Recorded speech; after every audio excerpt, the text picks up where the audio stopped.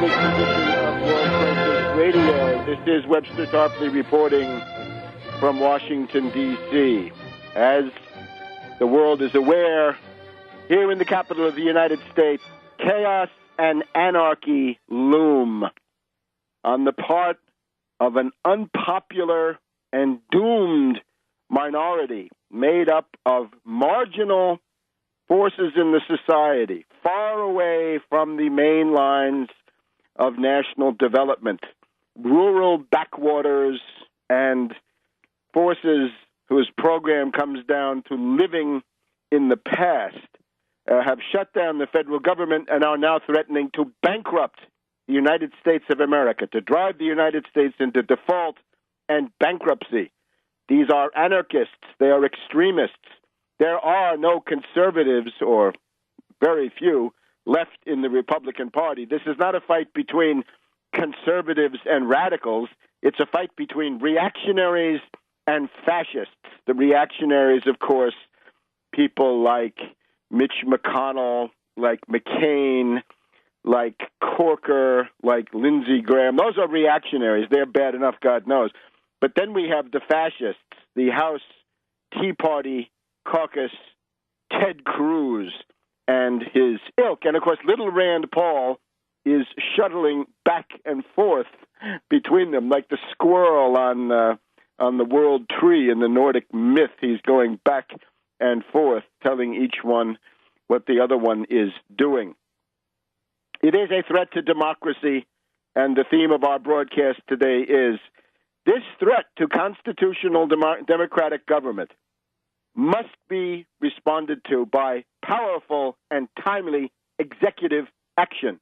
You're getting to the point where the only backstop between the United States population and this future of anarchy and chaos and indeed lawlessness is going to be the presidency. And as was said recently, you go to war with the president you have, not the president you wish you had. Now, it's also clear what is going on. It is an attempt to override and abort the normal democratic process. It's a revolt against democracy. It's an attempt to use the techniques, I guess, of interposition and nullification inside the federal government. And it's an attempted cold coup by an unpopular minority, people who get up to 20, 25% support if they're very lucky on the national level.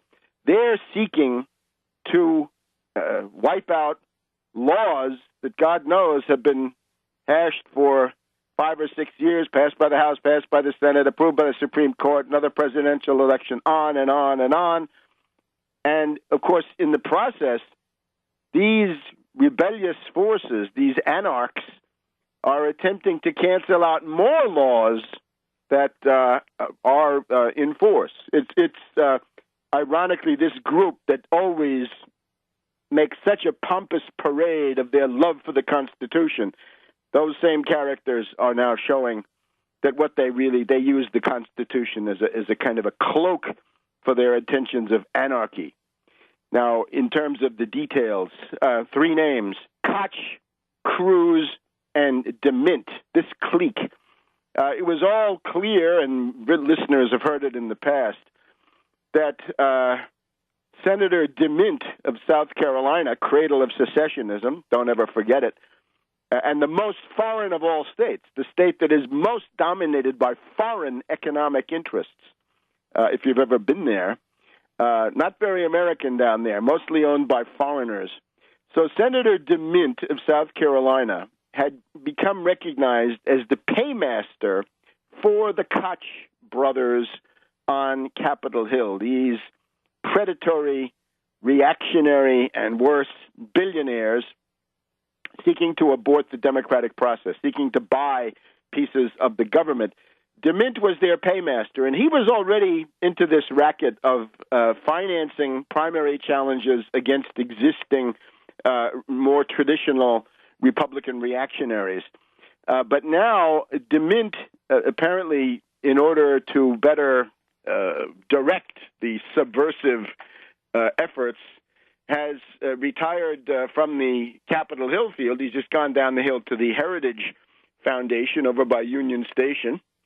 And he is now funding, it looks to me, Cruz. So my guess is the money comes from Koch, the manager, the paymaster is DeMint, and the front man is Cruz, who has gotten himself these 2-3 dozen extremists, yahoos, wacko birds, chuckleheads.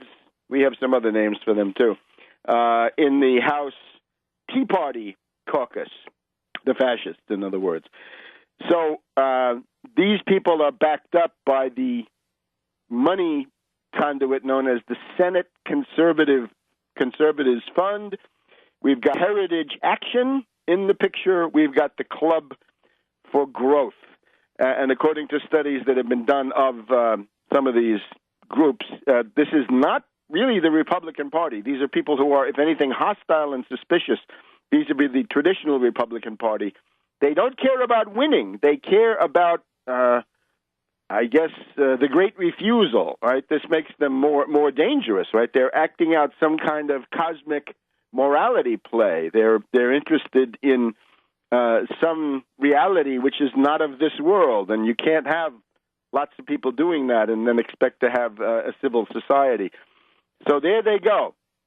And they've somehow decided that this rather timid reform known as Obamacare, which has lights and shadows, but right now it's all we've got. So I recommend doing what is possible to make that a success. These people have become totally obsessed with that. Now, I'll try to, in the second half of the program today, I want to try to go through epistemologically, sociologically, philosophically, what is happening? What is behind this? And I would sum it up using, I think, the best summary, which I would I would thank the Republican Michael Lofgren, who worked for several decades as an aide on Capitol Hill, in the office of Republican Congressman Kasich of Ohio, now the governor of Ohio. This was pretty close to the heart of the right-wing Republican machine. Lofgren on MSNBC this week summed it up, I think, usefully, saying it is a Neoconfederate insurrection. In other words, sociologically, geographically, the forces that are leading this attack on the modern state, an attack on the modern world, on reality itself, all around us, those forces are Neo-Confederate. They're based in the South, in the rural South, and in, what can we call it, Copperhead country, someplace like Indiana, right, famous for the Copperheads, right? Ohio, Indiana, the land of Vallandigham, the man without a country, and so forth. Going back to the Civil War, these were the areas that were sort of gray, right, up for grabs, but certainly sympathetic to the Confederates. It is an insurrection. It's nullification, interposition. It's a cold coup. It's a desire to abort the democratic mechanisms. This is settled law now, and you cannot simply tack this on to every event that comes up. Plus, of course, the blackmail and extortion, the idea that you can use a government shutdown and a government bankruptcy to dictate policy. It is intolerable, and it requires executive action. That's the only agency that can do it. We're in a crisis, if you will, similar to the end of 1932 and the beginning of 1933, when everybody tried to get the banks open, and only Franklin D. Roosevelt was able finally to do it. Lofgren says, a neo-Confederate insurrection seeking apocalyptic outcomes. In other words, the fruition of this crusade is not a real-world event, but it's some event up on the astral plane or something, an event taking place in heaven or on the stage of some metaphysical conflict of good and evil, some Manichaean show place. And that's what they're up to because of their fundamentalist religion. Back in a minute. Welcome back to World Crisis Radio. Webster Tarpley here in the shutdown capital of the United States, teetering on the verge of bankruptcy. Hell gapes chaos and anarchy loom, executive action is required to maintain law, order, civilization, and to sweep back this tide, the myrmidons of finance capital, because that's what they are, right? The line of control goes from Koch and Company in New York to DeMint at Heritage over to Cruz. That seems to be the alternative government of the United States. And then, of course, he's got his cannon fodder, right? His several dozen myrmidons in the narrow sense in the House of Representatives. And those guys plan 2 days ahead, huh? This is an absolutely cynical, opportunistic, short-term, demagogic operation. They are the fire eaters, right? And back in the Confederacy or the Proto-Confederacy of 1860, the fire eaters, right, backed up by the Southern jurisdiction, Scottish Rite Freemasonry, who are prominent in this operation that we're seeing today. They were getting input from New York and from London. Not that much changes. Notice also that the fact that South Carolina went first was that this is the one-party state. In other words, South Carolina had only the Democratic Party. That's all they'd had. That's all they'd had going back quite a ways. So that when the Whig Party crumbled in the 1850s, it became a one-party area. Many parts, well, certainly South Carolina, other parts of the South also, so that when the other parties, right, the Free Soil and then Republicans came along, they did not get traction in the South. And what you're dealing with now with these several dozen extremists in the House is that they come from one-party districts. So they have the one-party frame of mind, which inclines them to look outside of the Constitution, in other words, they look for solutions to conflict outside of the normal political process. Anyway, I would quote and thank Michael Lofgren. He's written some books. It's a neo-Confederate insurrection seeking apocalyptic outcomes. In other words, anxious to bring on the end of the world in some sense, some catharsis, right, a moment of purification. They are, of course, Protestant fundamentalists. They have no perspective. There's no institutional reform that would satisfy them. They are dysfunctional. They are a mass of nay. That's all they are, right? They're the revolt against modernity, the revolt against reality, I guess we could say. Anarchists, right? And the tradition is obviously the Confederates. The problem for Obama is that his devotion to the weak executive, the weak, passive executive that always seeks for rotten, bipartisan so-called sellouts and pseudo-compromises, that has to change. Otherwise, he becomes the new James Buchanan. Yes, James Buchanan in our time, allowing everything to fall apart and refusing to use the tools of the Constitution to redress the situation. And that would be, in particular, my strongest recommendations. Declare the entire federal government essential. Declare it essential. Don't look now, but the District of Columbia, in spite of everything, in spite of shootings and God knows what, the District of Columbia remains open for business. The District of Columbia has defied the fascisto Republicans. It's open. It didn't shut down. Mayor Vincent Gray gets a word of thanks from every patriotic American. He did the right thing. He said, until they come for me with handcuffs, I'm not shutting anything down. So if Vincent Gray can do it, how come Obama can't do it? How come you don't know about this, by the way? The media so eager to protect Obama, so eager, and what unfortunately it means is ultimately they won't be able to protect him. He'll be the new Buchanan. But in the short term, they're trying to save his appearances. Any comparison between the courageous Mayor Vincent Gray of the District of Columbia, who has kept things open and functioning, and Obama, who has meekly shut down the government, turning the government over to this gang of thugs, letting them seize power in the United States, refusing to do the obvious two things. And what are they?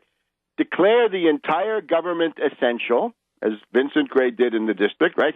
Vincent Gray sent a letter to the Office of Management and Budget saying, I hereby declare the entire District of Columbia government essential. We can't get along without it. So I'm staying open. What are you going to do about it? Well, as far as I know, they've done nothing, and no jury will convict him. Believe me, no jury will convict him anywhere near here. They'd have to go to Alaska or Montana or Idaho to find a jury willing to convict him, and I don't think they can do that. So that's the first is essential. The second is that the specious basis of shutting down the government is not the Constitution. It's not even a statute. It is the Civiletti interpretation. And this goes back to the weak presidency, the first of the modern contemptible weak presidencies, Jimmy Carter, 1979 to 1980.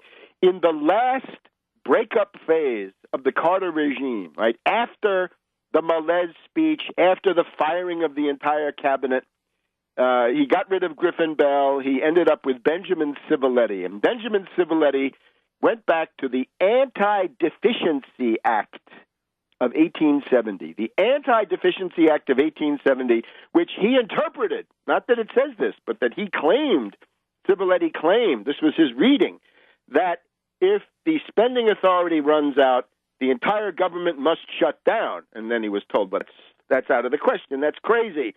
This is the modern world, right? There's the Cold War. There's all kinds of things going on, right? We have airplanes in the air. We have railroads. We have these things, right? Don't tell me about the Anti-Deficiency Act. So he said, okay, I'll make an exception. If you're declared essential for life and property, then you can still come into work. But otherwise, you can't, and you can't even volunteer. You cannot incur any obligations, deficiencies, in your budget. And this is simply wrong. This is unworkable. This is a feature of the theory of the weak executive as it emerged under Carter. Remember, it's in that terrible time of the 1970s, Vietnam, Watergate, and Carter, three disasters of the first magnitude. And even going back to somebody like Eugene McCarthy, Eugene McCarthy clearly had a theory of the weak presidency compared to LBJ. And even at that time, people like Arthur Schlesinger and others said, look, you're so interested in a weak executive, your executive is going to be so weak that you won't be able to protect defenseless groups in the society from powerful oligarchical interests. Let's say the mothers, the 9 million mothers and children who need to get their WIC, women, infants, children, high-protein meals, right now, today, to avoid cognitive impairment due to lack of protein. You got to protect them from the Koch brothers and Cruz and DeMint who want to deprive them of those meals. Weak executive won't cut it. That's the road to the new Buchanan. We need a New Deal executive. Back in a minute. Welcome back to Webster Tarpley and the World Crisis Radio. Notice Tarpley.net. You can now follow the Twitter feed, Webster G. Tarpley, at Tarpley.net, and keep up with the breaking news, minute to minute, hour to hour. Very important in these times of crisis, which we've been in now for a couple of months, right? From Syria now to the budget and the government shutdown and the threatened bankruptcy of the United States. You do not want to cross that line into national bankruptcy. As we saw in a negative way, perhaps, after 2008, the U.S. Federal Reserve System is the central axis of the financial life of this planet. The world economy, organized the way it is, we could reorganize it. I know how to do that. I'm for doing it, but you can't just break down and destroy what exists without preparing the alternative, because people will get really hurt in that. The current Federal Reserve System, the U.S. dollar, and the U.S. Treasury market is the centerpiece of the entire world economy. In spite of all the nonsense about other alternatives, they have remained central. And if you destroy that, you're essentially destroying the world economy. So don't do it. Don't go into default. I can show you how millions of people will die in sub-Saharan Africa if the United States goes into default. That's the kind of interconnectedness we're talking about. There's a genocidal overtone to what these lunatics are doing So it is a Neoconfederate insurrection seeking apocalyptic outcomes for reasons which we have to look into theology and so forth, or also psychology, right? They're obviously, they consider that debt is original sin. Probably Obamacare is original sin. God knows what they have some theory about Obama in terms of apocalyptic end time events. We don't need to look into this. They're crazy. That kind of stuff must not be allowed to interfere with the running of the modern secular state. And I would also add, we have Bruce Bartlett. We'll talk about this in the second part. In that same program, we had Bruce Bartlett, another ex-Republican, and these guys were no angels, believe me. We can go through things they did, not good. But they seem to have understood a few things, maybe from personal friction with these lunatics. Bruce Bartlett points out that what the Republicans are doing is identical in many ways to the massive resistance against school integration. The massive resistance against school integration under the Brown versus Board of Education decision, 1954. Case in point, the Harry Byrd racist, reactionary, Freemasonic, Ku Klux Klan machine in Virginia, which shut down public schools in preference to having them integrated. And in particular, in one place, Prince Edward County in central Virginia, they shut down the entire school system and kept it closed for 5 years, from 1959 to 1964. Only yesterday, less than half a century ago. And there are still kids who lived through the lost generation of Prince Edward County. And, of course, the idea was that the white kids could go to white segregated academies. And this race obsession is very close to the heart of the matter. Back in the 1970s, we had somebody, Hubert Humphrey. You can find the quote in Obama, the Postmodern Coup, The Making of a Manchurian Candidate. Hubert Humphrey criticized the weak executive being theorized by various people, and he said, anti-Washington is racist. Anti-government is racist. Why? Because the programs that you're attacking are the ones that, in the minds of the attackers, they think that those programs are there for black people, Hispanics, and others. In reality, of course, they're serving more white Appalachian poor. And maybe that's also to the point. Remember, the Confederate or Neo-Confederate obsession is the low-wage economy. Drive down wages, drive down wages. It's economic suicide. That's why we have so many Republican governors who won't accept free federal money to allow the expansion of Medicaid in their states because they think that will somehow put a floor under people, right? They don't like the minimum wage. This has been true since the 1930s, right? Since these things came along. They feel that they're having to pay too much for the labor, for the help. But I would notice the way out of that is fairly clear, right? The Medicaid expansion has now been accepted by Christie in New Jersey, by Snyder in Michigan, by Florida, and even Kasich of Ohio is attempting to get the Medicaid the Medicaid expansion. So the D.C. government remains open. Obama should do the same thing.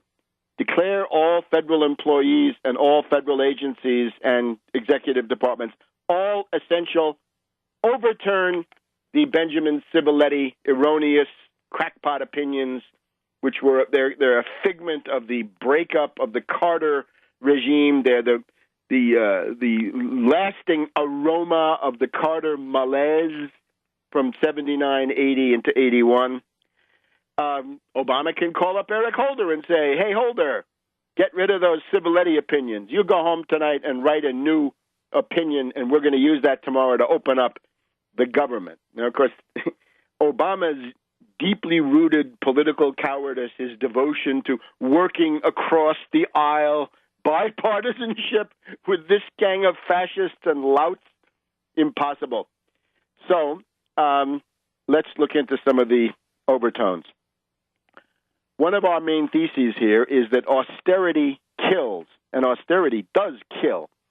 There are a lot of people out there who are trying to stay alive until January 1st so that they can finally get treated. These are the people with pre-existing conditions, serious diseases. They can't get insurance. They might be able to get it, but they can't afford it because the prices are astronomical. And I repeat my call to those people. Hang on, don't die. Living for you will be the best revenge, and you can signal your contempt for this Republican gangster brigade by signing up for Obamacare, and getting in there and asserting your economic rights, because those Republicans are saying you don't have any economic rights. So if we delay Obamacare for 1 year, what happens to those people? See, this is the Republican argument. It doesn't cost you anything to delay it 1 year. I want to know first, how many people will die if Obamacare is opened in January of 2015 instead of January 2014? How many will die? Face that issue, you cowards, you libertarian rats. How many will die if Obamacare is delayed by 1 year? People who can't get it any other way. And don't tell me about going and groveling and begging in the charity ward and hoping that some rich benefactor is going to come and take pity on you. No. That's not good enough for the American people. Americans have economic rights. Maybe Austrians see it otherwise. Maybe libertarians see it otherwise. But here, this is a free people. We have economic rights, and we're not allowing some damn desperate Republican demagogue to come and take them away. And here's what I'm actually recommending. You've heard a lot about the debt clock. Well, you see the numbers racking up. I want to counterpose to the debt clock a death clock. You heard it right. Death clock, as in dying. A clock that shows how many people die. And we could already get some pretty chilling numbers up there. We had a rotten budget compromise in the spring of 2011 to fund the government. That was already a lot of cuts. We had the Satan sandwich of August 2011 with the caps and the Budget Control Act. And we've had the sequester going on since the beginning of this year. And we've now got the shutdown. So that's 4 rounds of killer cuts. How many have died? And what's the rate? What's the death rate, morbidity and mortality, because of needless austerity? Back in a minute on World Crisis Radio. Welcome back to World Crisis Radio. Now let's take a time out from the dismal panorama of the government shutdown and the looming bankruptcy, and the gang of thugs on the Hill, and the new Buchanan in the White House. Let's take a look in, as usual now, into the New York City campaign. We're now about 1 month from the New York City elections. The Tax Wall Street Party is on the ballot with Randy Credico running hard. And let's get an update now from Daniela Walls. Daniela, welcome. Hi, Webster. Yeah, we're exactly 1 month from the big date of the November 5th general election. So I think I need to talk about what the campaign needs most now and how people can help us have the biggest showing on November 5th. Please do. Take it away. Okay. So, well, we've been doing as much as we humanly can here so far, but now it has to be up to everyone. We currently have enough volunteers to hand out our 10,000 campaign flyers on the streets in New York City. Many people wrote to me since last week's show and volunteered for on-ground work. Our volunteer count is now more than effective for this. However, if you are in New York City and you want to come out and meet up with us on the weekend, we're going out with as many people as possible. Call Chris Reese at 908-433-3266, and he'll let you know exactly where the crew is in real time. Every weekend, we will have a big gang of people meeting in a central location to get flyers from Chris, and then spend a couple hours passing them out. Usually then everybody goes out after flyering for a fun meal and beer. Chris's number, again, is 908-433-3266. But right now, we are especially looking for people to do things remotely to spread the word about the platform. there are many things you can do if you're not in New York City. People can contact everyone they might know who does live in New York and aggressively urge them to get out on November 5th and inform them about Randy running in the general election and his platform. Encourage people you know in New York City to visit his website at creditcode2013.org or the Tax Wall Street Party's website at taxwallstreetparty.org. I'm just going to spell those again, CREDICO2013.org, or the Tax Wall Street Party website is TAXWALLSTREETPARTY.org. People can try to contact organizations in New York City that they think might be sympathetic to the issues in our platform. Go down and read both platforms on Randy's website and on the Tax Wall Street Party website, and then see if there's any specific issues that you could Google organizations and let them know that Randy is a candidate for mayor and they has sympathetic issues. We have images or memes or flyers or whatever you want to call them that you can share on Facebook and Twitter or send to your own email list. The memes will be up on Randy's website, creditcode2013.org again, or his Facebook page, Randy Credico for Mayor 2013. Donations are extremely important so we can pay for advertisements that we're doing on local radio. Cheap advertisements, but nonetheless, we're trying to get as many as we can. You can donate at creditcode2013.org. There's a donate button on the homepage. But, Webster, what Randy really needs most is a profile written about him and his candidacy and his platform in one of the major dailies. We want the article to stress that he favors taxing Wall Street. So if there are any journalists listening or bloggers who can write about his candidacy, that would be helpful. But the key is that we need to get him into the New York Times, the Post, the Daily News, Newsday, the New York Observer, and even the Village Voice. We need to get Randy in a widely circulated daily, even just once. His candidacy has never been mentioned in any of these. They've all blacked him out. That's it, the New Yorker magazine and New York magazine. Oh, I'm sorry. I should have mentioned those two as well. I think there are two approaches, Webster. First, one is a soft approach. If somebody feels that they have the ability or time to ingratiate themselves with some of the reporters of these papers through emails or phone calls, especially if you already have an in or a contact. The New York Daily News, I'm finding, is one of the papers that might be the most sympathetic to Randy's cause because they're the only paper that hasn't wholly jumped on the de Blasio bandwagon. The New York Daily News has been doing some digging into his record throughout this campaign, unlike the other dailies. So that would be a soft approach where you would have to gently approach the reporters and begin a dialogue with them, try to win over their friendship quickly. Hopefully they'll write back to you, and then you would have to do a follow-up. A great way to start out with these reporters is to find any who are covering the election. This is all going to take some research on everyone's part themselves as well. I can't provide all the information for everybody. I can speak to you if you want some guidance, but I'll just try to get it out now. So find reporters that are covering the election and who have covered anything that includes issues related to Randy's platform and say to them or write to them in an email that says, that was this is what I do. I write, that was a great article that you wrote on, mention whatever they had written about and say, did you also know Randy Credico is running and you can do a story on Randy's candidacy. I'm contacting these reporters too, but the more people I think that contact them, the more effective it's going to be. This race is a blowout now at 71% for de Blasio to 20% for Lota. So reporters in these final 4 weeks might say, there's nothing really to write about here anymore. It's getting pretty boring between the Democrat and the Republican. This isn't even a horse race, and think, oh, well, I have some time. I might write about this Credico guy.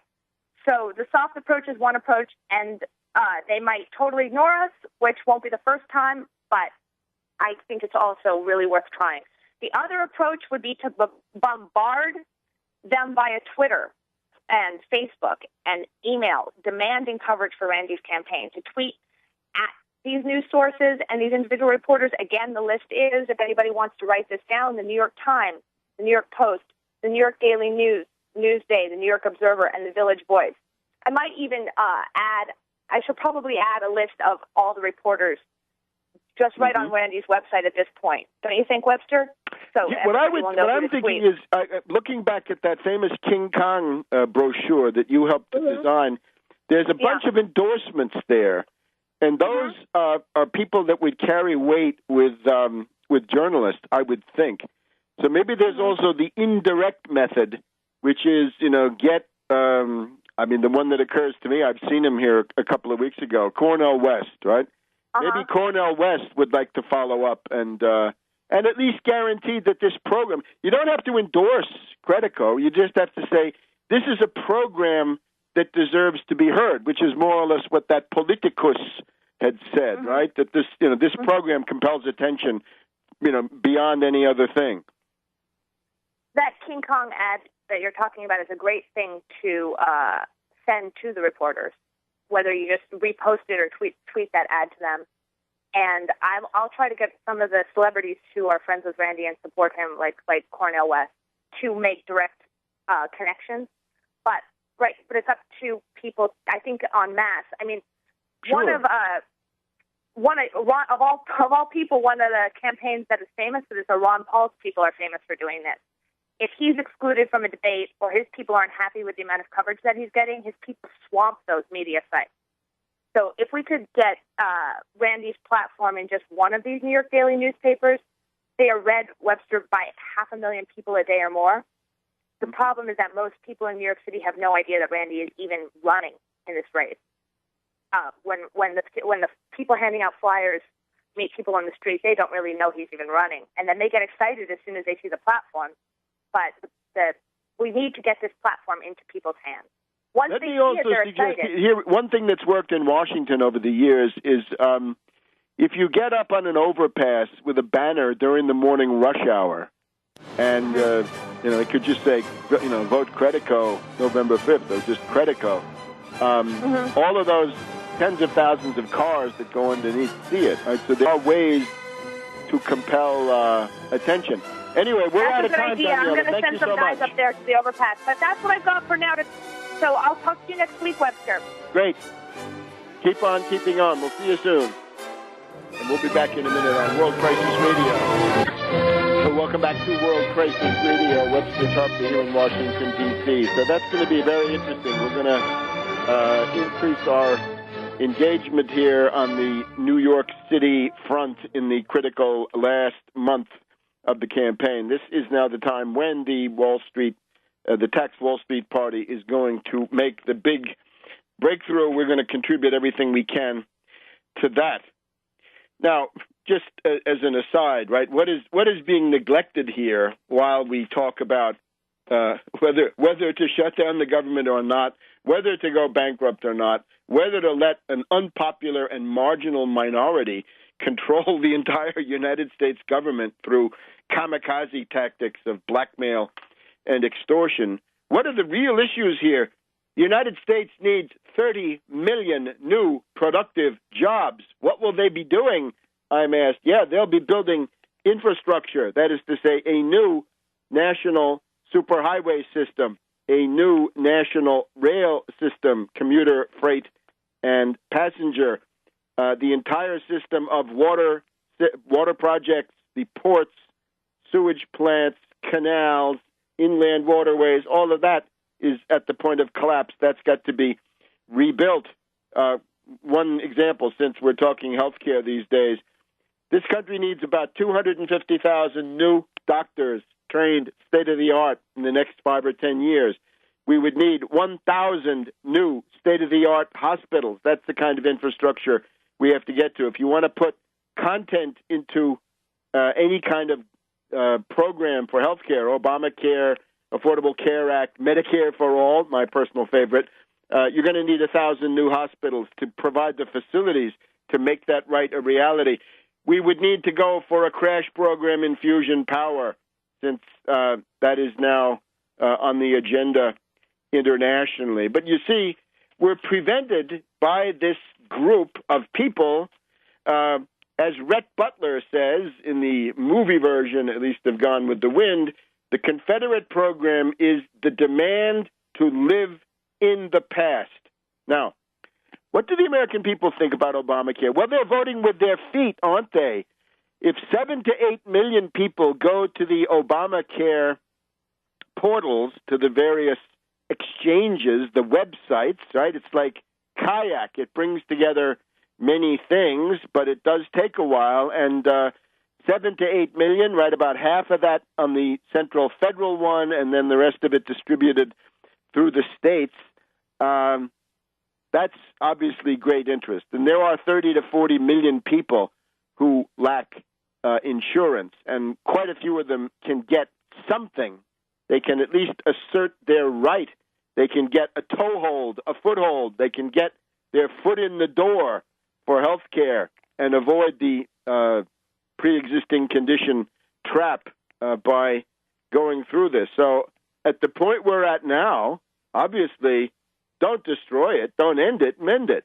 Make it more into Medicare for All. Get rid of IMAC, the Independent Medical Advisory Committee, IMAC, and MedPAC, the Medical Permanent Advisory Council, whatever it's called. Those are your two rationing organisms. And Republicans and Libertarians, don't tell me you don't like rationing. Sure you do.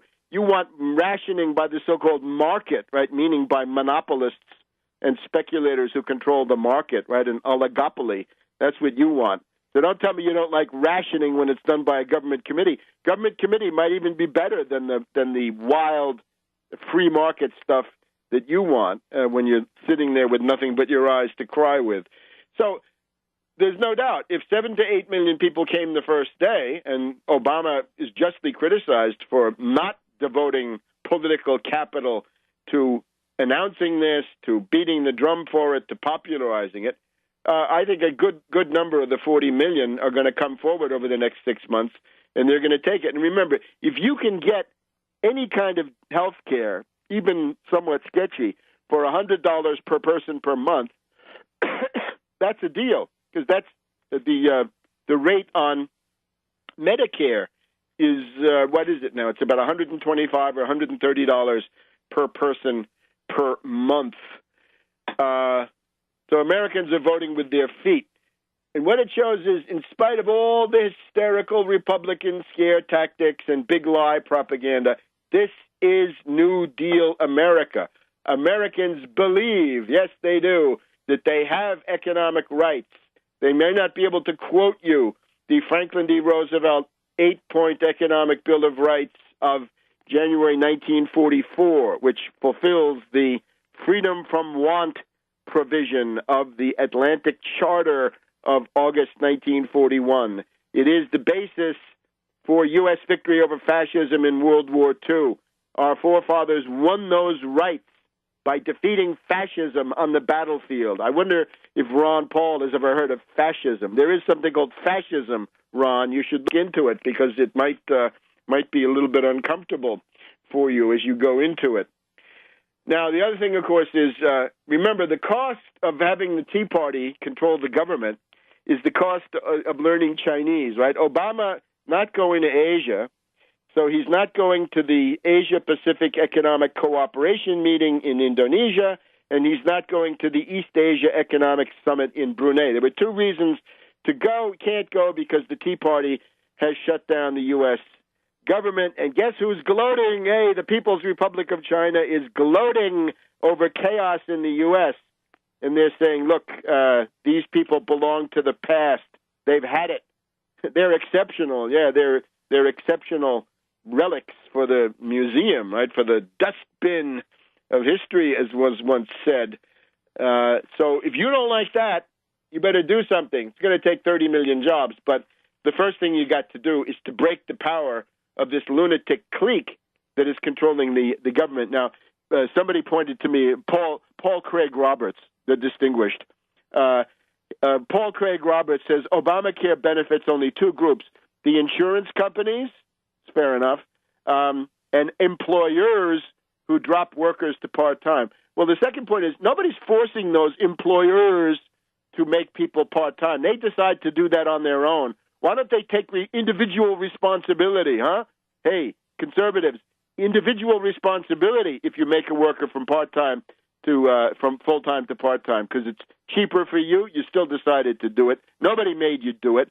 Nobody made you hoard your cash overseas. Nobody made you send your jobs to Southeast Asia. But I would have to ask Paul Craig Roberts, what about the 40 million people who can't get health insurance? How about them? How about the 7 to 8 million people who came forward on Tuesday to try to find out what they could get? And they've been suffering under pre-existing conditions in the free market world. Of course, Paul Craig Roberts, an exponent of Reaganomics. He helped to transform the U.S. economy into a low-wage economy under the union-busting Reagan administration. And it's nice that he's been against some wars in the past, but unfortunately, that does not change the fact that the Reagan administration, of which he was a part, is the one of the fountainheads, Carter and Reagan. It's bipartisan, and the common denominator is, of course, Volcker. But now let's look at this question: what is happening here? What is the sociological reality? Right in terms of the machine that's doing it, I mentioned it's the Koch brothers, it's DeMint, it's this Senate Conservatives Fund, it's the Heritage Action, it's the Club for Growth, it's a number of the Tea Party groups are piggybacking on. They have decided to exert this power that they think they have, and they only have it because Obama is willing to let them run wild, right? So Obama needs to declare the entire federal government essential, override the erroneous and obsolete and absurd Civiletti opinions, and assert the 14th Amendment to pay the debt and guarantee the solvency of the U.S. public debt. So we'll look at this now in terms of the breakup of the Southern strategy, the breakup of that 40-year power system, 1968 to 2008, which we're still living through. Back in a minute on World Crisis Radio. Welcome back to World Crisis Radio. Just one note, the so-called moderate Republicans who could be peeled off, it's now commonly assumed that if the clean bill, the simple continuing resolution, restart the government, pay for everything, don't single out anything, not Obamacare, not anything else, that there would be maybe 20 moderate Republicans, suburban, vulnerable Republicans, who would vote for it. Now, I'm going to read you the names. The idea is these are the people who could be picked off. In other words, these are the people who are scared enough of a challenge from the other side, not a primary challenge from the Looney Bird Brigade, from the Weird Caucus, that's another one. Not from the Weird Caucus, but from presumably a Democrat. So these people are the ones, if you live in these districts, you got to think about organizing a challenge. Pat Meehan of Pennsylvania, Scott Rigel of Virginia, John Runyon of New Jersey, Mike Fitzpatrick of Pennsylvania, Lou Barletta of Pennsylvania, Peter King, New York, Devin Nunes, California, Charlie Dent, Pennsylvania, Frank Wolf here in the Virginia suburbs, Michael Grimm, New York, Eric Paulson, Minnesota, Rob Whitman, Virginia, Frank Lobiondo, New Jersey, Randy Forbes, Virginia, Jim Gerlach, Pennsylvania, Leonard Lance, New Jersey, Mike Simpson, Idaho, Bill Young, Florida, Mario Diaz-Balart, Florida, Richard Hanna, New York, Rodney Davis, Illinois, Tim Griffin, Arkansas. All those people are scared enough, so they're saying, if the clean bill comes, I'll vote for it. What obviously should happen is a discharge petition. Force these people to sign a discharge petition, and then let that go through, and then you could overturn Boehner, and who is the slave, of course, of Cruz. But here's the idea: 1968 to 2008, or thereabouts. We've talked about it before. That's the Southern strategy. In other words, that is one of the party systems, right? The previous one, of course, was the New Deal system, 1932 to 1968. The one before that was the McKinley Republican system. The one before that was the Lincoln Republican system. The one before that was the Jacksonian flawed system. And the one before that was, of course, the Federalists' and then the Jeffersonians. But 1968 to 2008, what's the characteristic? An overwhelming, exorbitant power of the southern states in the Electoral College. They've become Republican. They stayed racist, but became Republican, and that has been dominant. And that then, together with these catastrophes, Vietnam, Watergate, Carter, Volcker, I suppose we should add the Kennedy assassination, too, coming up, the anniversary coming up now next month. Those events have weakened the presidency compared to the New Deal presidency. The New Deal presidency, of course, means Roosevelt, and it means Kennedy's attempt to revive that, and Lyndon B. Johnson, who, if you remember the journalistic coverage of LBJ, the main word they would apply is power to get what he wanted through the Congress and to master the mechanisms of government. So nobody would talk of a president like Obama or Clinton or even Bush in terms of power. These are weak executives. They're contemptible. And a lot of this has to do with various budget rules that were implemented in the mid-'70s in the immediate post-Watergate era, the preponderance of the power of the Federal Reserve with Volcker, Greenspan, and so forth. Another reason why you should look at Tarpley for a Fed head that would change that. And right now, the demographic and political basis of the Southern strategy, the Southern dominance in the Electoral College, has ended, but we've still got these people who expect to find a weak executive. So Obama, you've got to change that. Now, who are these people, right? Who are these Tea Party people? Well, insurrectionary Confederates seeking apocalyptic outcomes based on their religious fundamentalism. What is it that's getting them? We'll put it in perspective. Let's go back to questions of Germany in the Weimar Republic, right? In other words, forms of middle-class radicalism under depression and breakdown conditions. There are certain parallels to the Poujadistes of France, to the Beppe Grillo movement in Italy today. But let's go with a scholar like Karl Dietrich Bracher, B-R-A-C-H-E-R. Who is it that voted for the Nazi Party in Germany? And Bracher says the strength of the NSDAP was in the petty bourgeois middle class and small landowning groups that had been hardest hit by the outcome of World War I, by the economic crisis, and by the structural changes of modern society. Now let's see if I can find the other one.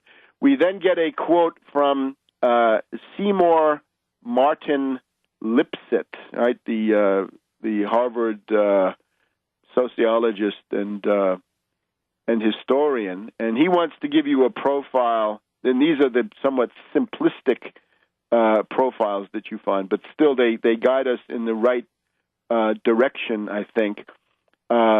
He writes, who is the person, what kinds of people were likely to be interested in the Nazi Party and stuff like this.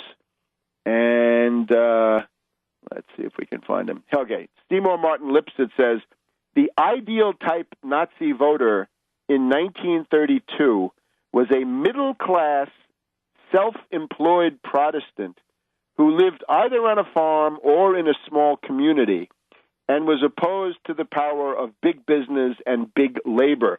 But you've also got to add big government, right? In the Weimar Republic, government was the republic, in other words, which as distinct from the monarchy, right? Before that, they'd had the monarchy of the imperial Hohenzollern family. So the republic, a lot of people rejected the republic. Most political parties rejected the republic. You're now getting to a situation where the Republican Party rejects the republic. In Weimar, the ones that were in favor of the republic were the Social Democrats and some of the smaller middle parties, right? The German People's Party.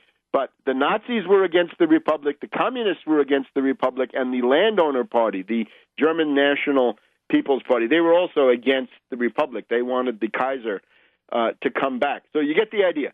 Middle class, petty bourgeois, largely rural, some, small business. There's the old middle class of shopkeepers, the new middle class of white-collar workers. Sure, there's that. And there are people who feel threatened by changes, right, by modernization, right? And of course, modernization doesn't mean it's good. It just means what's happening at any given time. If we look at the Tea Party people, these are people who have taken it on the chin as a result of globalization in the past 20 years, since 1991. And this developed in them a status panic. They're afraid of losing their middle-class status. We'll get back to them in just a minute.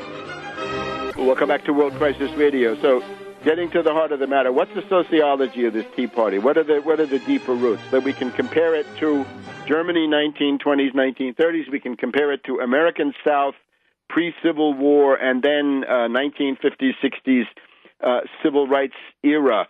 But the general idea is, first of all, remember, partisanship is an economic condition. It's not a state of mind. It's an economic condition. It means that the pie is shrinking. Not everybody is going to survive. Some people are going to get triaged, and therefore the struggle is more bitter, because it's not just who's going to get the concessions, who's going to get a bigger or smaller piece, but who's going to get cut out completely when the music stops. The petty bourgeoisie, the middle classes, caught in the middle between big labor and big business, right?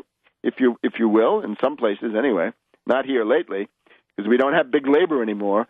But there's a fear of socioeconomic displacement, right? The status panic, to fear to be precipitated into the working class or even the lumpen proletariat. Small farmers, shopkeepers, students, pensioners, artisans, old people, pensioners, blue collar, all of these people can be affected by this stuff. But nostalgia for the past and anti-modernity. In some cases, the anti-modernity is right, but they're not capable of understanding how you ameliorate, roll back some of the bad features of modernity. These people see elections as every election is a referendum on the system, right? Keep it, yes or no. Everything is always at stake. Rejection of modern society looms large, desire to protect your own socioeconomic position, and it's especially acute in the petty bourgeoisie that feels that they are downwardly mobile, and they go into that status panic. They have a fear of proletarianization. Now, some of these ideas come from Thomas Childers' book, The Nazi Voter, The Social Foundations of Fascism in Germany in the 1920s and 1930s. Now, let's look at it here. The Tea Party has been hit by what? Remember, a lot of veterans and a lot of small-town people. But you look at where they come from, it's the South, it's the rural South, it's other rural areas with a special preference for copperhead country in places like Ohio or Indiana or so forth, right? The places that were somewhat dubious, right? The Vallandigham Belt, we might call it. After 1991, globalization, the destruction of the economic certainties, then Newt Gingrich comes along. Even before Newt, right? You've got the Republicans are the anti-government parties, because the Democrats are the ones who say, we can make the government work, elect us and we'll make it work. The Republicans say, government doesn't work, elect us and we'll prove it. In the 1980s already, it was considered that the three pockets of reactionary thinking in the world were the House Republicans, the British backbench Tories, conservatives, and the Supreme Soviet. Then along comes Newt Gingrich with the Contract on America, and then we get the various shocks. 9/11, understood as trauma and also as suspicion, because you know what I think about it. I've written a book about it. So I'm second to none in denouncing this thing as a fraud. But then the question is, what do you do about it? If 9/11 is a fraud, does that mean you should vote for Ron Paul? It doesn't follow. The wars in Afghanistan, Iraq, they object very much to Bush for wars and spending. Then we get the tremendous shock of September 2008, the breakdown crisis, the bankruptcy of the entire Anglo-American banking system, and the TARP, the bailout. And the petty bourgeoisie feels that they were not consulted really, and that they were not given any benefits. And that part is true. But again, what do you do then?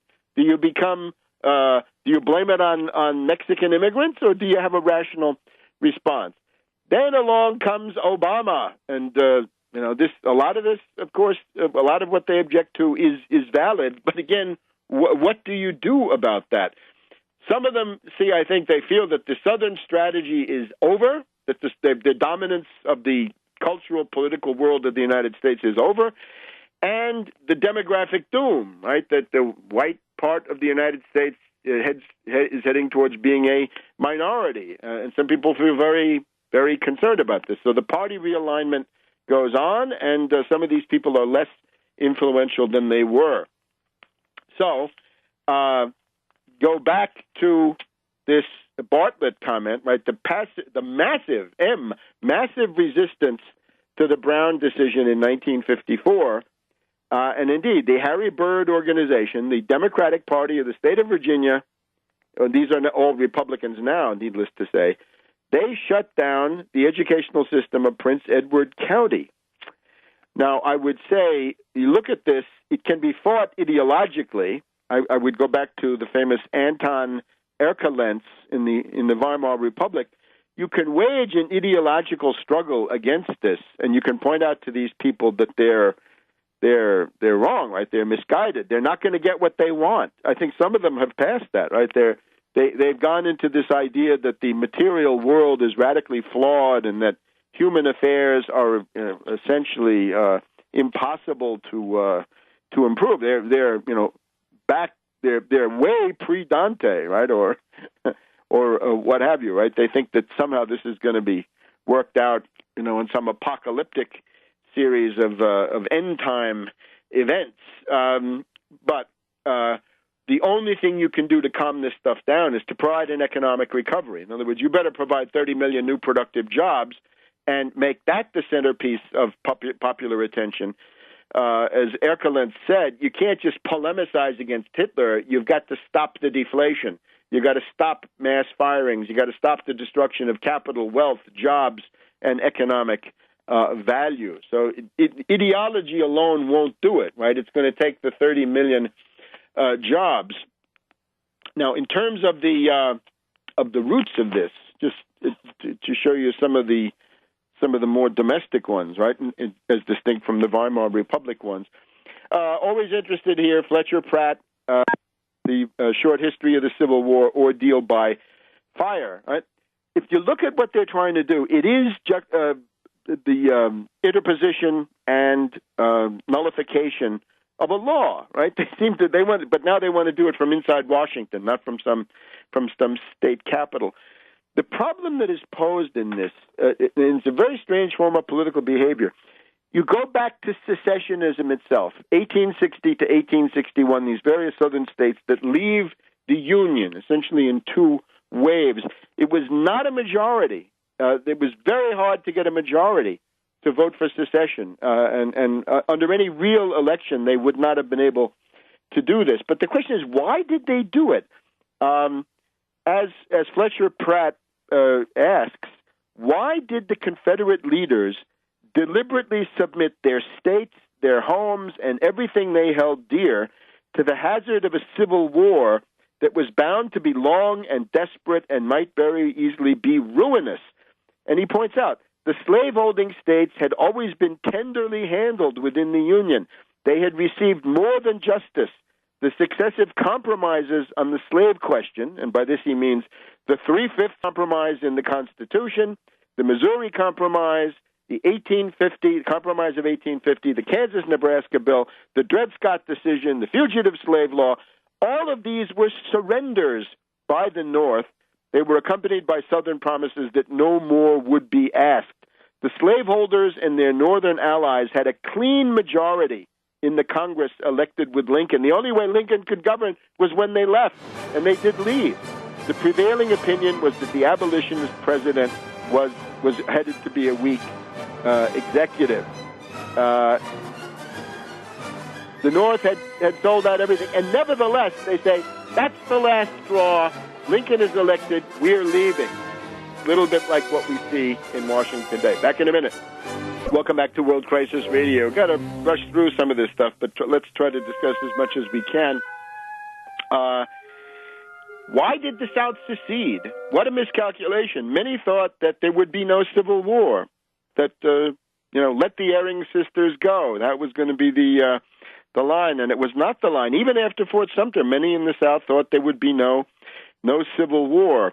The fire eaters carried the day, right? Today we've got the Tea Party Fire Eater Caucus. What was secession? Fletcher Pratt once again. Secession was a typically Southern and romantic gesture of resentment over the election of Lincoln, intended to accomplish something vaguely satisfying, if not the resignation of the new executive, at least the assurance that no more abolitionists would be elected. The South was threatening to pick up its dollies and go home if the North did not alter the rules of the game. Sounds like that guy who says, we got to get something out of this. I don't know what it is, but we got to get something. Now, remember, the South had controlled the presidency with the dough faces, right? The people like Polk, but especially then Pierce and Buchanan, Caleb Cushing type dough faces, right? They were people maybe born in the North, but they were the allies of the slave power conspiracy. So what's it based on? The Confederate view. The individual can do what he wants. It's the Jeffersonian theory that man is ultimately a self-sustaining tiller of the soil with no obligations but those he assumes voluntarily, capable at all times of withdrawing into his own little cosmos and pulling the ladder in after him. Sounds like a lot of people, a lot of personal sovereignty freaks that we run into. The Confederate effort is outwardly an attempt to safeguard the right of the individual, but inwardly denies the individual everything but the right to be a hermit. And, of course, they had controlled the presidency, and now they can't control the presidency. They had other systems to protect slavery. So this essentially was done in a fit of pique for many of them, of course, thoroughly manipulated by Freemasonic, British, and other New York financial operatives. But you get the idea. All right. So now, this, I think, you can see the atavistic cultural elements that come to the fore. So what we require now is executive action. Let's look in the Atlantic, right? We got to look at this 14th Amendment question because this is going to be it. Garrett Epps, EPPS, in the Atlantic, October 2nd. If Congress won't raise the debt ceiling, Obama will be forced to break the law. And the idea of this is that if the Congress refuses to permit more borrowing, make the debt limit flexible, abolish the debt limit, and so forth, what is going to happen? So you have three choices. You've got the possibility of continuing to borrow money. You've got the possibility of unilaterally raising taxes to get more money that way, which would not be debt, or of not carrying out expenditures which the Congress has mandated. So either any of those three is going to be violating some statute. So the question then is, what do you do? And the least unconstitutional outcome, according to these people, is that you can continue to borrow money, and that this is the least, what can we say, the least offensive of these alternatives. Now, I want to point out, none of these articles have the sense to talk about the General Welfare Clause and indeed the Common Defense Clause, because there is a war going on in Afghanistan, like it or not. A lot of them voted for it. Ron Paul voted for that war, so don't tell me you don't like the Afghan war, Ron. You voted for it. He was for it before he was against it. So the idea, therefore, is the General Welfare Clause and the Common Defense Clause That is the framework in which you should read this. And then you've got the 14th Amendment. A lot of these writers don't seem to realize what the 14th Amendment points to. It says the public debt of the United States shall not be questioned. That doesn't just mean you get up and say, I repudiate the public debt. No, it means that you've got to pay the interest and service that debt. Here's another one. This is the Huffington Post. Peter M. Shane, S-H-A-N-E, what the president should say if Congress misses the debt ceiling deadline. Now, you can look at my Twitter feed to find some of these links.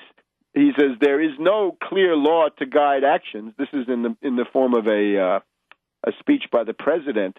You have a no-win, he says. I could cease government borrowing and defer some government spending on a selective basis, but that would violate the statutes of spending.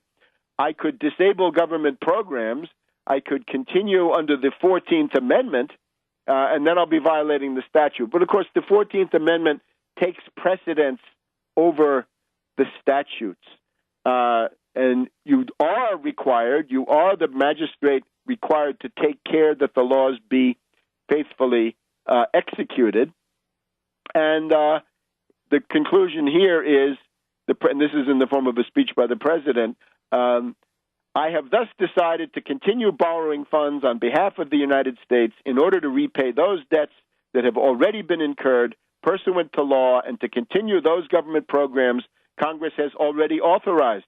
In so doing, I believe I am faithfully executing the intent of the framers of the 14th Amendment to ensure that the federal government would never repudiate its lawfully incurred obligations. Okay, Peter M. Shane in the Huffington Post. And then we have a legal article. Let's see here. This is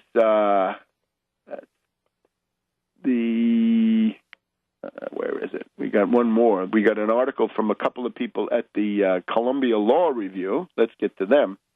Neil Buchanan and Michael C. Dorff. This is October 2012. How to choose the least unconstitutional option. Lessons for the president and others from the debt ceiling standoff. The federal statute known as the debt ceiling limits borrowing. It has been raised, but now it might not be raised.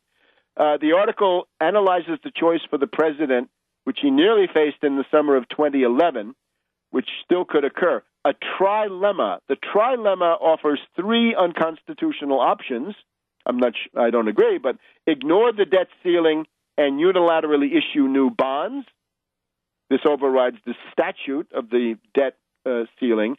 Unilaterally raise taxes, thus usurping Congress's taxing power, or unilaterally cut spending, thus usurping Congress's spending power. We argue that the president should choose the least unconstitutional course, which in this case is to ignore the debt ceiling. And again, I think that's what the Constitution mandates. That's the 14th Amendment, Part 4. However, back to these guys. We argue further, though more tentatively, that if the bond market would render such debt inadequate to close the gap, if you couldn't sell the bonds, the president should unilaterally increase taxes rather than cut spending. I would say if the market, so-called, refuses to buy the bonds, seize the Federal Reserve with a telephone call and say, thank you, whoever's there, right?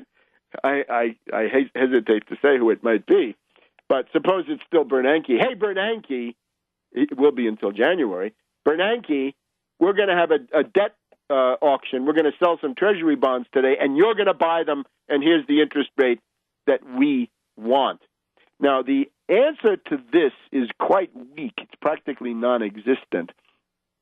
Here we are at the Heritage Foundation, right, the heart of the conspiracy. Andrew M. Grossman, the 14th Amendment is no blank check for debt increases. So a clause of the 14th Amendment to the United States Constitution provides that the validity of the public debt of the United States shall not be questioned. Now, he says, whether a default would amount to repudiation is an open question. And, of course, it would. And he says, well, what you could always do is use all the revenue to pay the debt and cut Social Security, Medicare, and Medicaid. Well, good luck with that. Any government that did that would be courting an insurrection. That may be what these people want. So here it is again.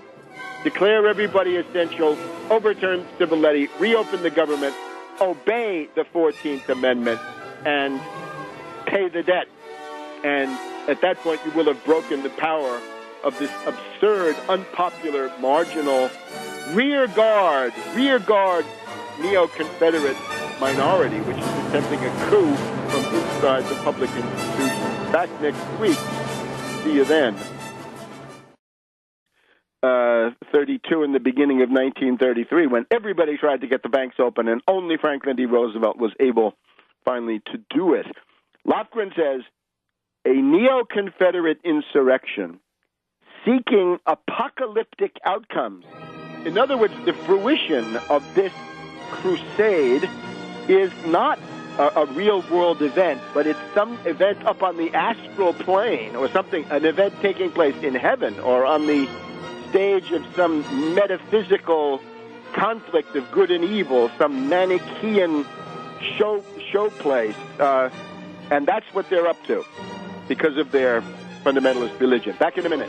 Welcome back to World Crisis Radio. Webster Tarpley here in the shutdown capital of the United States, teetering on the verge of bankruptcy. Hell gapes.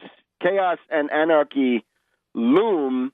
Executive action is required to maintain law, order, civilization, and to sweep back this tide, the myrmidons of finance capital, because that's what they are, right? The line of control goes from Koch and Company in New York to DeMint at Heritage over to Cruz. That seems to be the alternative government of the United States. And then, of course, he's got his cannon fodder, right? His several dozen myrmidons in the narrow sense in the House of Representatives. And those guys plan 2 days ahead, huh? This is an absolutely cynical, opportunistic, short-term, demagogic operation. They are the fire eaters, right? And back in the Confederacy or the Proto-Confederacy of 1860, the fire eaters, right, backed up by the Southern jurisdiction, Scottish Rite Freemasonry, who are prominent in this operation that we're seeing today. They were getting input from New York and from London. Not that much changes. Notice also that the fact that South Carolina went first was that this is the one-party state. In other words, South Carolina had only the Democratic Party. That's all they'd had. That's all they'd had going back quite a ways.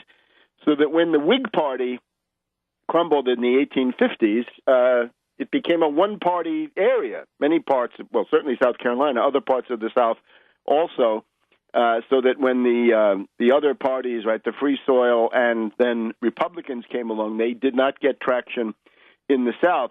And what you're dealing with now with these several dozen extremists in the House is that they come from one-party districts. So they have the one-party frame of mind, which inclines them to look outside of the Constitution. In other words, they look for solutions to conflict outside of the normal political process. Anyway, laws that God knows have been hashed for 5 or 6 years, passed by the House, passed by the Senate, approved by the Supreme Court, another presidential election, on and on and on.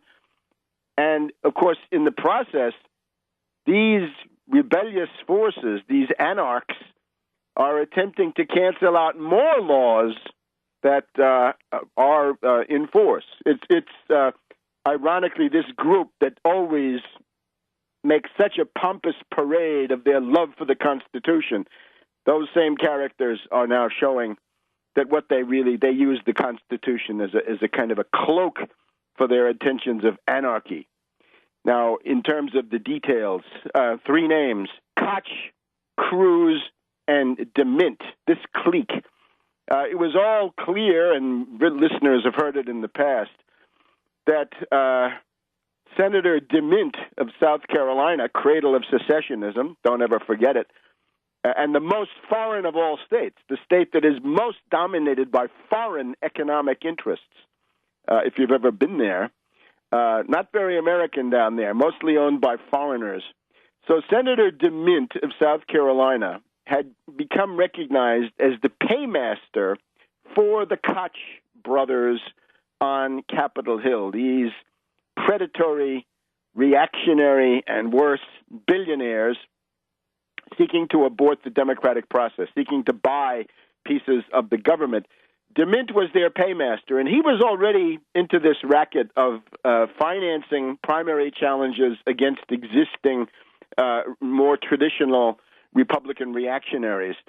But now DeMint, apparently, in order to better direct the subversive efforts, has retired from the Capitol Hill field. He's just gone down the hill to the Heritage Foundation over by Union Station.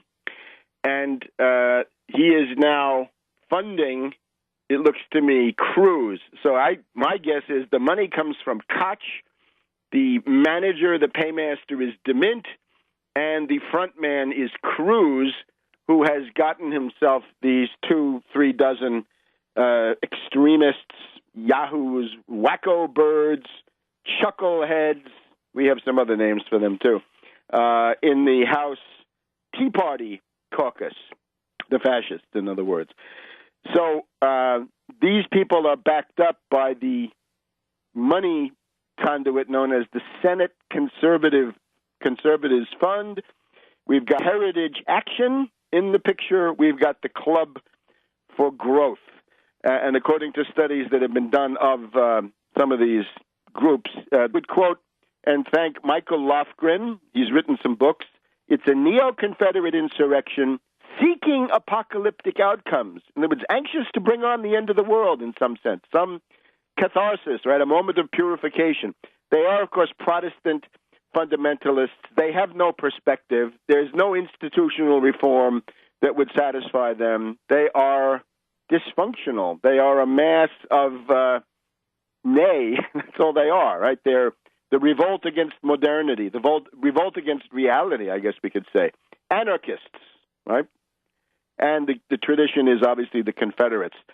The problem for Obama is that his devotion to the weak executive, the weak, passive executive that always seeks for rotten, bipartisan so-called sellouts and pseudo-compromises, that has to change. Otherwise, he becomes the new James Buchanan. Yes, James Buchanan in our time, allowing everything to fall apart and refusing to use the tools of the Constitution to redress the situation. And that would be, in particular, my strongest recommendations. Declare the entire federal government essential.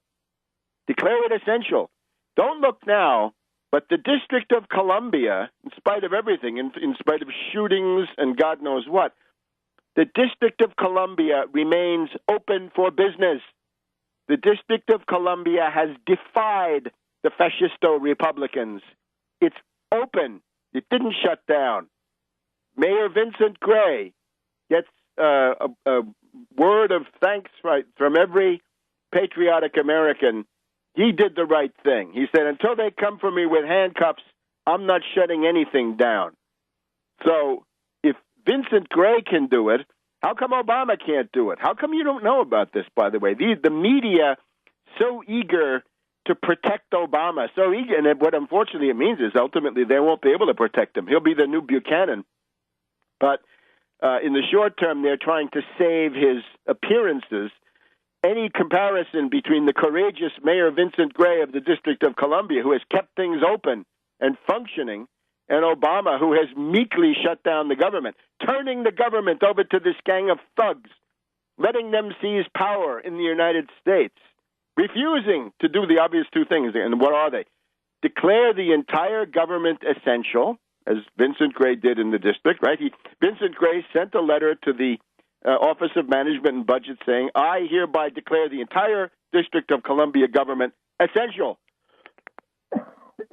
We can't get along without. Welcome to this week's edition of World Crisis Radio. This is Webster Tarpley reporting from Washington, D.C.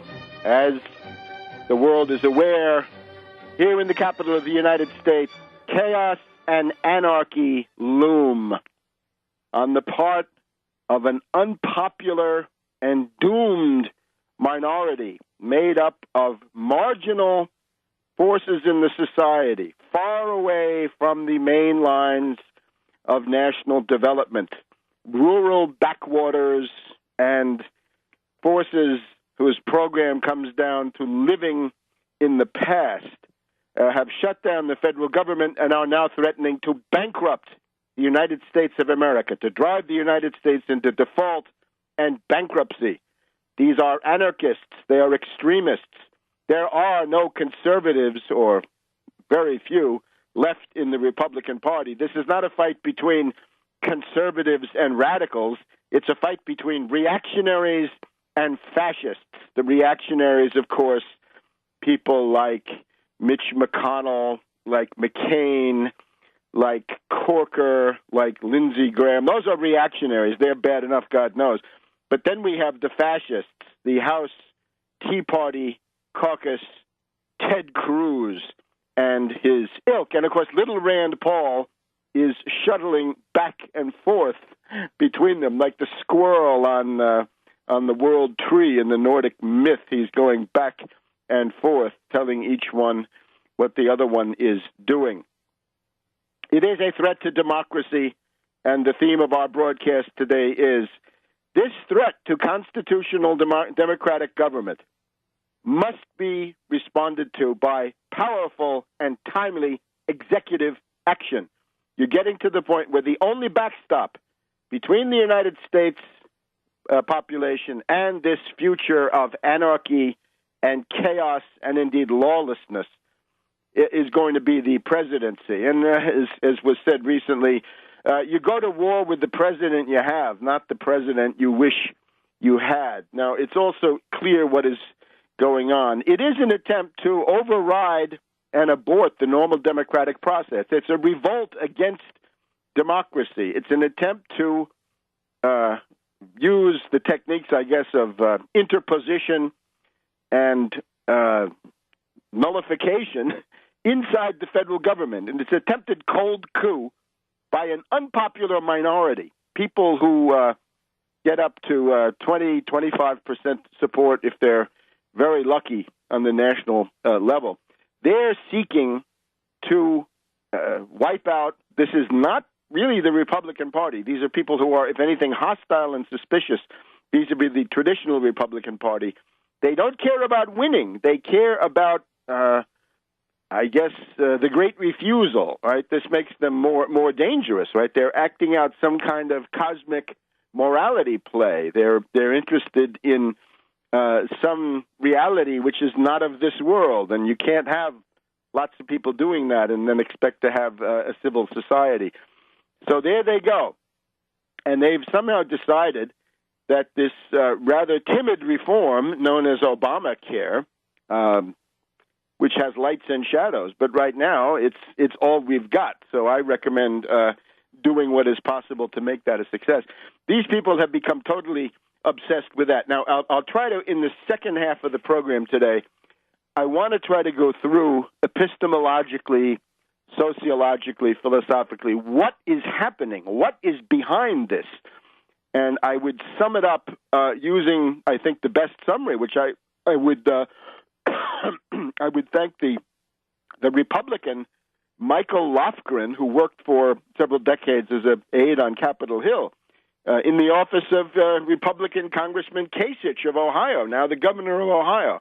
This was pretty close to the heart of the right-wing Republican machine. Lofgren on MSNBC this week summed it up, I think, usefully, saying it is a Neoconfederate insurrection. In other words, sociologically, geographically, the forces that are leading this attack on the modern state, an attack on the modern world, on reality itself, all around us, those forces are Neo-Confederate.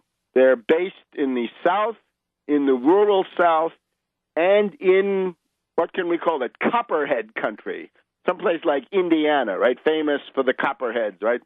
Ohio, Indiana, the land of Vallandigham, the man without a country, and so forth. Going back to the Civil War, these were the areas that were sort of gray, right, up for grabs, but certainly sympathetic to the Confederates. It is an insurrection. It's nullification, interposition. It's a cold coup. It's a desire to abort the democratic mechanisms. This is settled law now, and you cannot simply tack this on to every event that comes up. Plus, of course, the blackmail and extortion, the idea that you can use a government shutdown and a government bankruptcy to dictate policy. It is intolerable, and it requires executive action. That's the only agency that can do it. We're in a crisis, if you will, similar to the end of 19